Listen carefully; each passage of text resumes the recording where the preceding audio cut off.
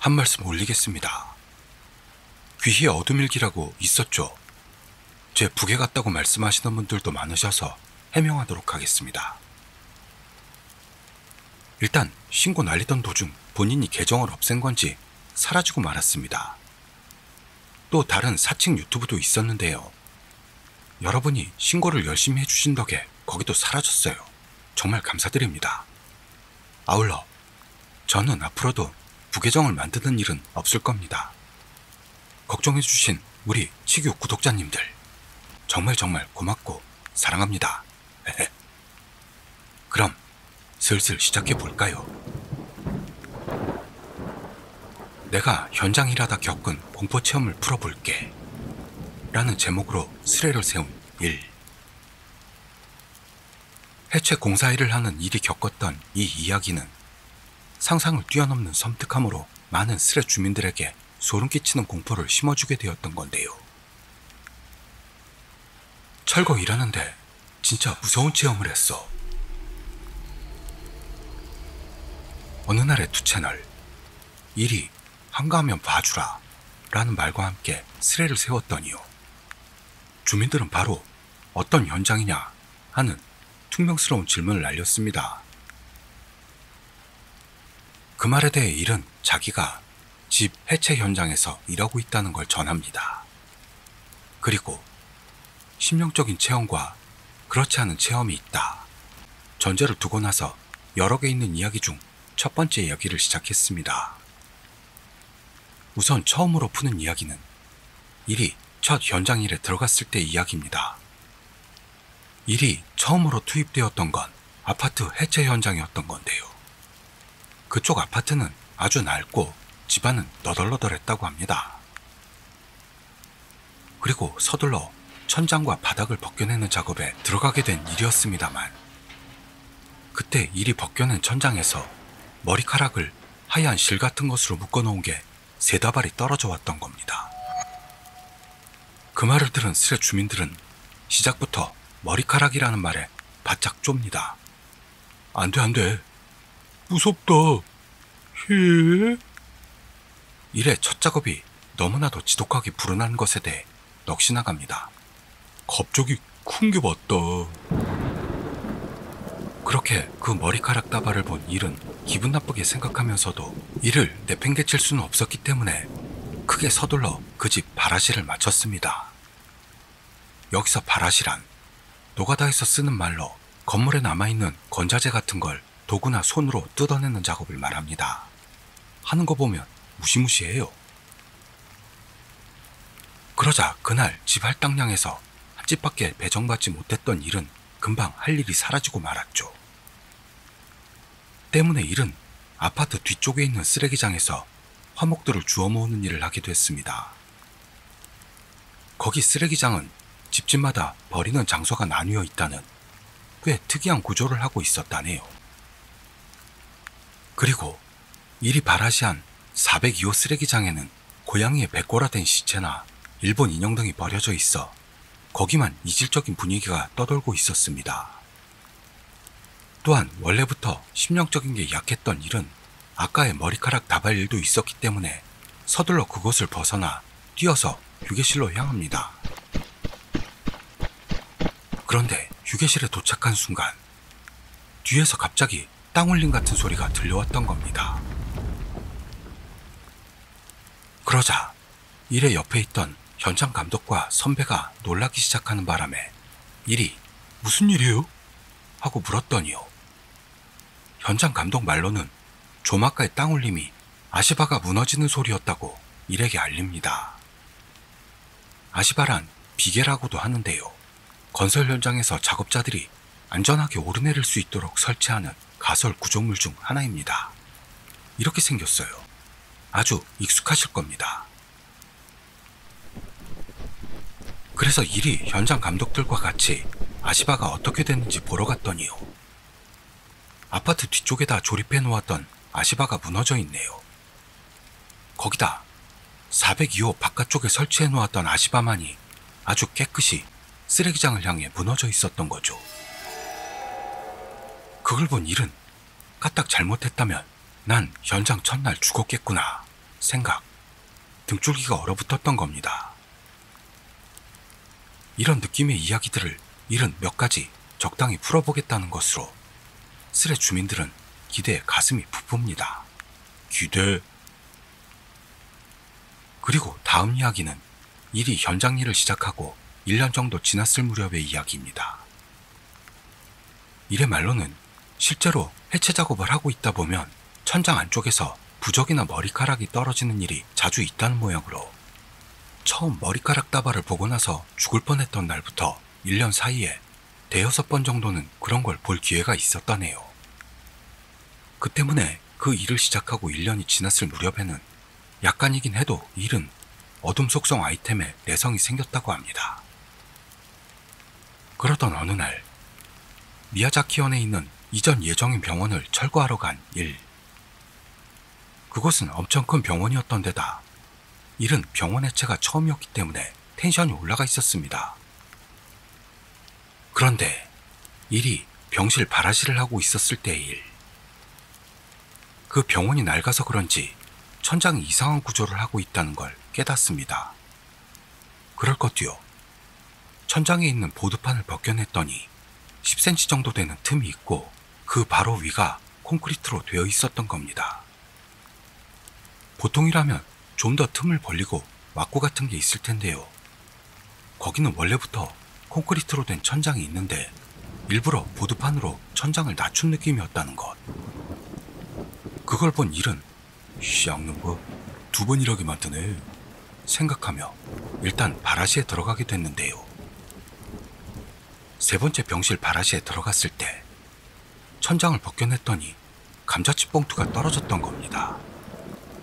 가끔 천장 안쪽에서 쓰레기 같은 게 떨어지는 일은 있어도 이번은 천장과 콘크리트의 사이가 10cm 정도밖에는 안 됩니다. 그래서 쓰레기가 들어가기도 하나 이상한 생각이 든 일은 일단 보드 한 장을 떨어뜨려 보기로 했습니다. 그러자 아까까지의 방들과는 다르게 그 병실만 보드판 위로 콘크리트 천장이 없이 1m 정도의 공간이 있던 거죠. 그리고 그 공간 앞쪽으로는 통풍구인지 뭔가가 있는 것 같은데 빛이 들어오고 있어서 안쪽으로 희미하게 철판 같은 게 2장 나란히 깔려있는 게 보였습니다. 그게 뭔지 궁금했던 일은 바로 보드를 고정하고 있는 철근 같은 것에 올라타 안쪽으로 들어가 보기로 합니다. 그리고 일의 말로는 해체 현장에서는 가끔 숨겨둔 비상금이 발견되기도 한다는 모양으로 금액이 그렇게 크지 않은 경우는 발견한 사람이 슬쩍하기도 한다나요. 그래서 일도 그때 어쩌면 안쪽에 병원 돈이 있을지도 몰라 들뜬 마음에 안쪽까지 들어가게 됐습니다. 그러자 제일 안쪽에 철판이라고 생각했던 게 아크릴판이었던 것도 있어 일이 처음에 들여다본 위치에서는 사각이 되는 조금 더 안쪽에 무려 이불이 깔려 있었던 겁니다. 그걸 본 일이 어째서 이불이냐? 의미를 모르겠네. 마음속으로 투덜대고 있는데요.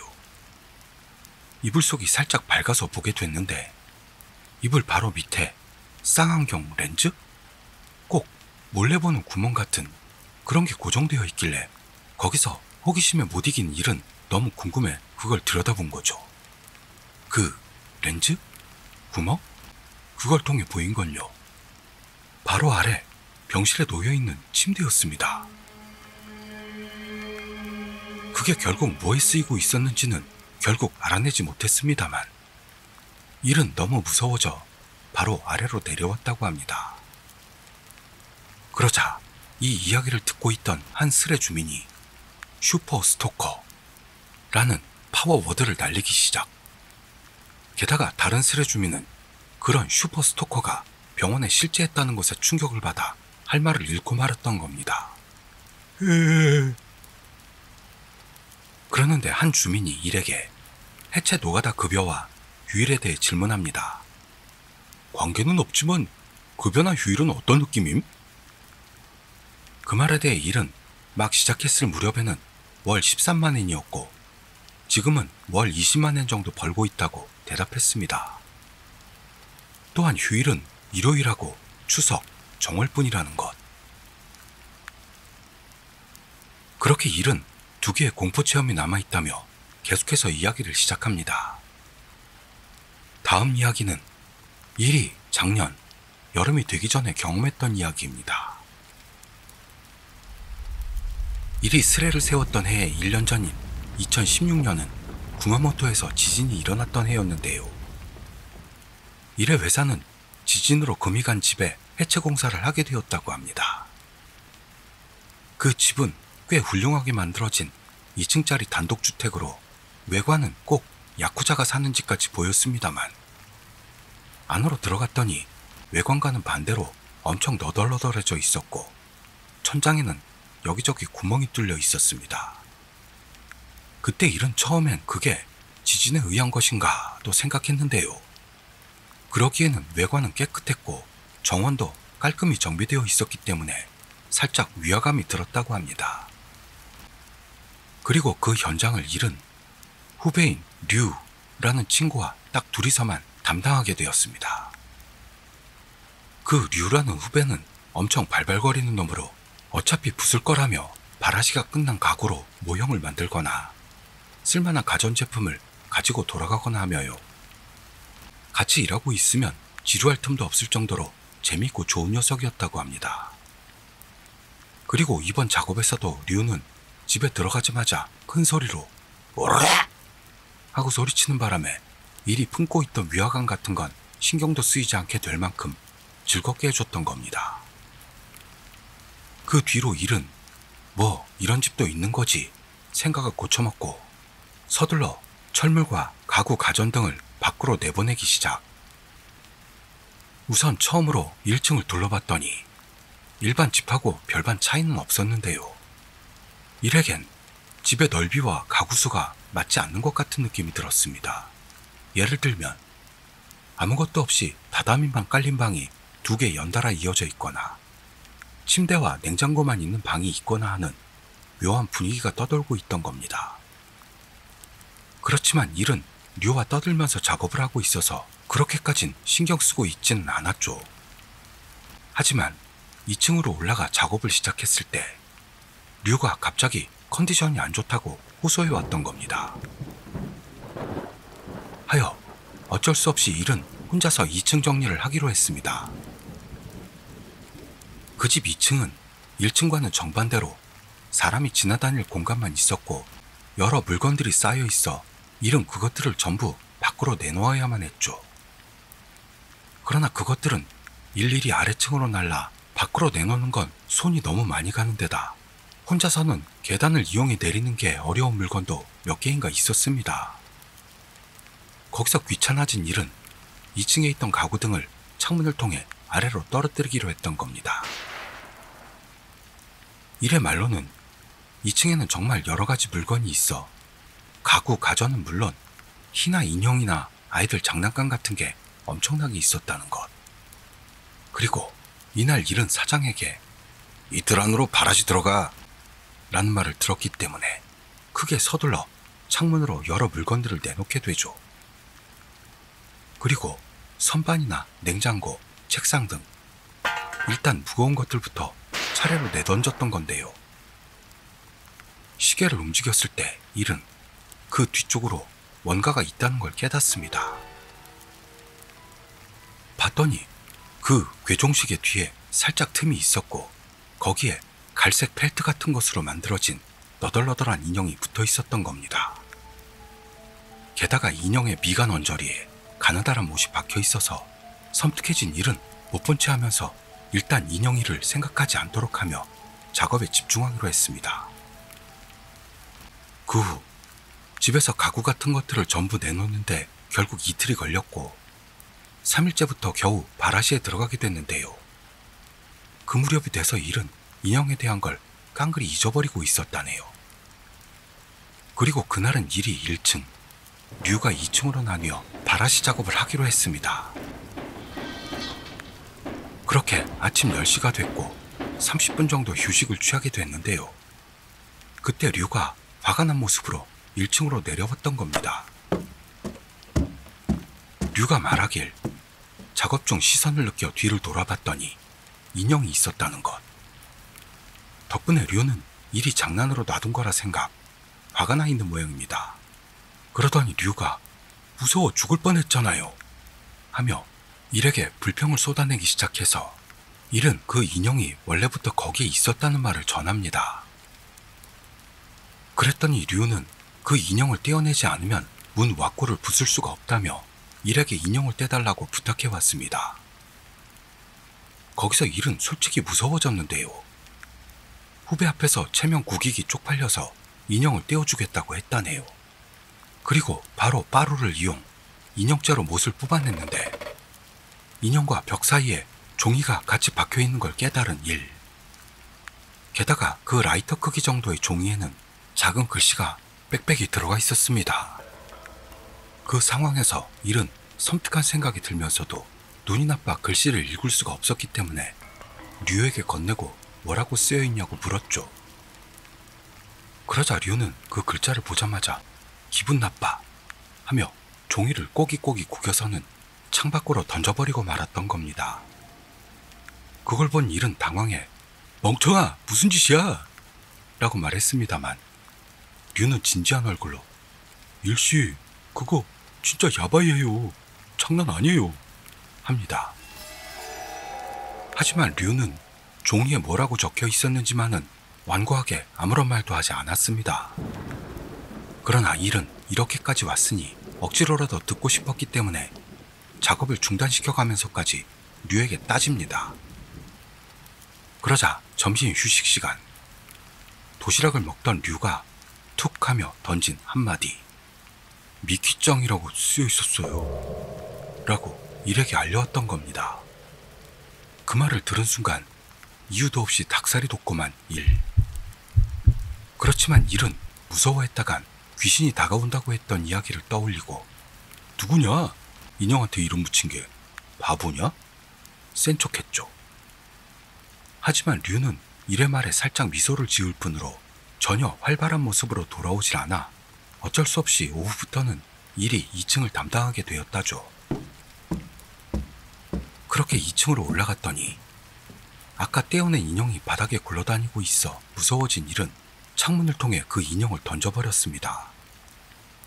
이것으로 일단 시야에 들어오지 않으니 괜찮다고 생각해 작업을 하고 있었는데요.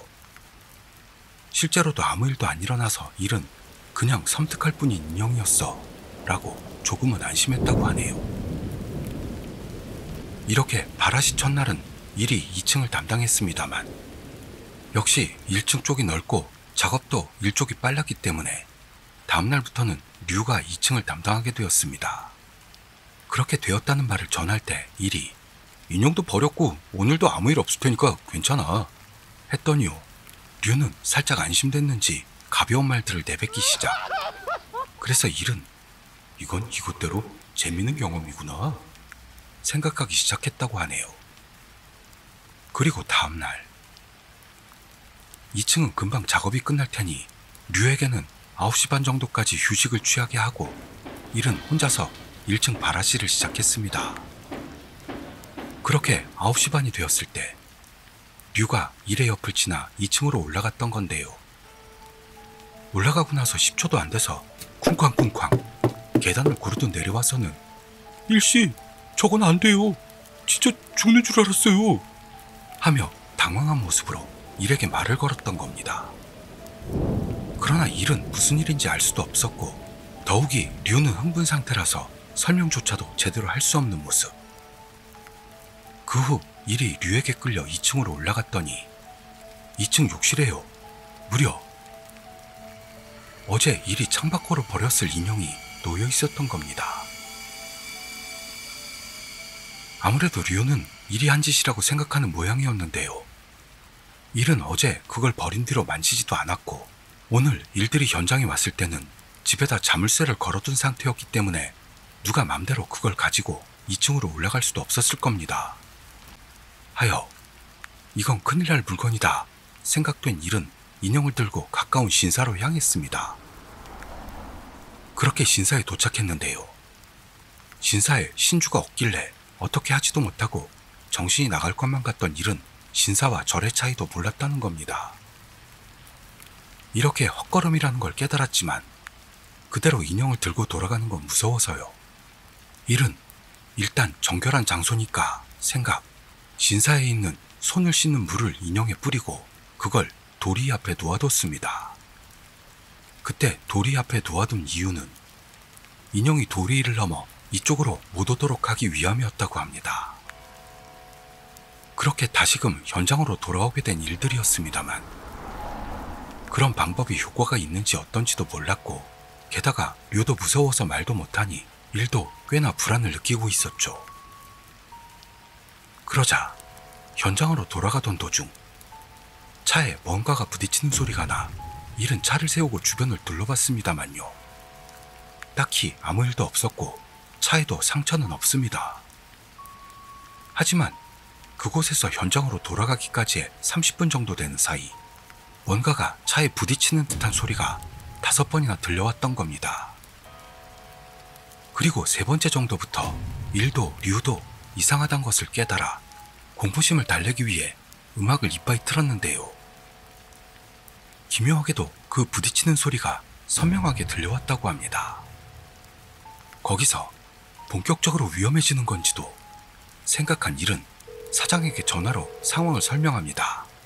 그러자 최악의 경우 땅을 액막이 받고 나서 공사해도 좋으니까 그냥 돌아와 하는 말을 들어서 일은 그 말에 살짝 안심하고 빠루 등에 도구를 회수하고 나서 돌아가기로 했죠.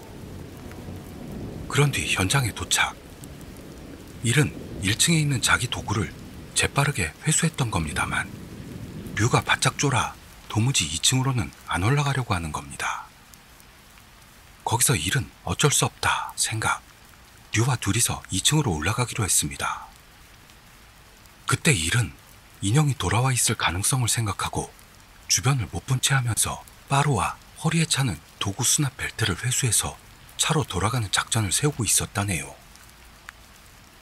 그렇게 일이 먼저 뛰어가 빠루를 회수하고 류가 다른 방에 있는 도구 수납 벨트를 가지러 갔던 건데요. 벨트를 손에 든 순간 어쩐지 류가 굳어버렸던 겁니다. 게다가 일이 야 빨리 내려가자고 말을 걸어도 손에 든 벨트를 바라본 채로 움직이질 않습니다. 그 모습에 초조해진 일이 류의 어깨를 있는 힘껏 때렸더니 류는 일씨 저 이 벨트 축축해요 중얼거리더니요. 물이 떨어질 정도로 젖은 도구 벨트를 보여줬던 겁니다. 그걸 본 일은 공포로 머리가 가득 차게 됐고 짐을 모두 버리고 류를 잡아 끌어 차에 태운 뒤 죽어라 사무실로 돌아왔던 거죠. 일이 말하길 이게 지금까지 겪었던 심령적인 사건 중에서 제일 무서웠던 사건으로 그날은 이상할 정도로 긴장감이 가득 차 있었다고요. 그러자 스레 안에서는 2층에서 류에게 어떤 일이 있었는지 좀 더 자세하게 설명해달라는 호기심이 가득한 주민이 나타납니다. 그 질문에 대해 일이 류에게 들었던 이야기로는요. 류는 땀도 흘리지 않고 있었고 집에는 물이 새는 곳도 없었는데 안전벨트도 수납벨트도 물이 떨어질 정도로 펑 젖어 있었다고 합니다. 그걸 본 류는 그 인형에서도 물이 떨어졌었지 생각 굳어버리고 말았다나요. 그렇게 일은 크리스마스 이브에다 작업도 없는데 이렇게 두 채널에다 스레를 세웠다는 우리 치규 구독자님들의 표본 같은 리얼충과는 너무도 반대되는 극 허무함을 느끼면서 질문을 모으기 시작합니다. 그러자 바로 물리적으로 봐서 갑자기 물이 생기는 게 이상하다 등등 오컬트 게시판답지 않은 글들이 올라옵니다만 그런 말들에 대해 일이 말한 건 사실은 젖지 않았고 그렇게 착각했을 뿐인지도 모른다 라는 거죠. 또한 일과 똑같은 직업을 가진 한 스레 주민은 직원 눈에 강구한 파이프가 꽂혀서 퍽 쓰러졌을 때는 심장이 이상한 소리를 내면서 벌떡벌떡 뛰었다는 일이 했던 어떤 이야기보다도 무서운 체험담이 날아들며 스레 주민들의 등골을 얼어붙게 만들었던 겁니다. 덧붙이자면 일이 준비했던 남은 하나의 공포체험은 어제 사장과 갔던 스낵의 마마에게 들었다는 어떤 의미로는 무서운 이야기였다는데요. 썰을 풀기도 전에 어떤 쓰레놈이 시시해 하고 날려버리는 바람에 그 이야기는 묻혀버리고 말았던 겁니다. 개새끼네요. 그렇게 모든 이야기를 마치고 스레를 떠난 일이었는데요. 약 4시간 뒤에 다시 스레로 돌아옵니다. 니들 아직도 있었냐?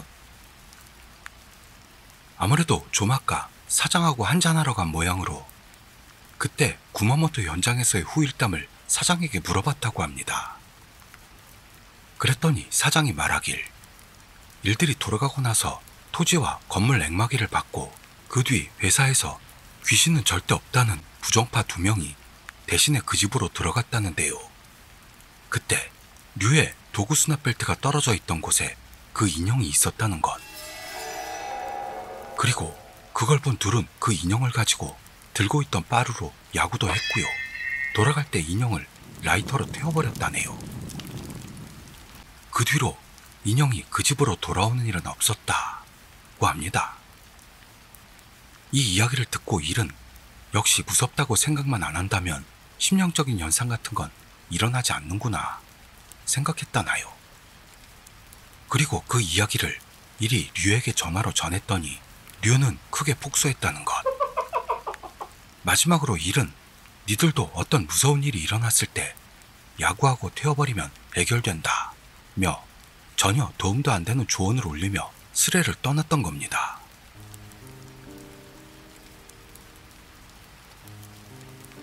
신사보다 빠로 야구 쪽이 직방이라 짜증나네요. 퇴마에는 물리가 최고인가 봅니다. 오늘은 여기까지 하겠습니다. 저는 다음 이야기에서 뵙도록 하죠. 감사합니다.